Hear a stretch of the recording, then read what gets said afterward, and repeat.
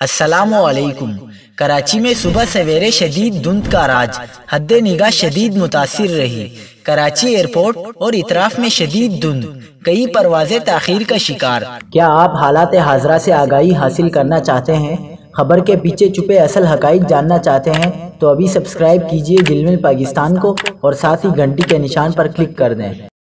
آپ کو بتاتے چلیں کہ کراچی کے مختلف علاقوں میں آج صبح دھند کے سبب حد نگاہ شدید متاثر رہی۔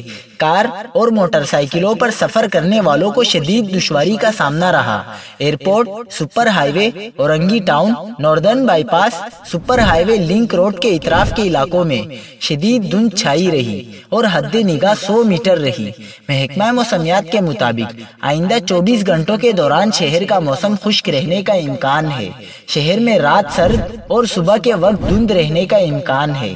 دوسری جانب سول ایوییشن فلائٹ انکوائری کے مطابق کراچی سے اسلام آباد، لاہور، پشاور، دبئی، استنبول جانے والی غیر ملکی ایئر لائن کی پروازیں بھی تاخیر کا شکار ہو گئی۔ مسافروں کو شدید مشکلات کا سامنا کرنا پڑا۔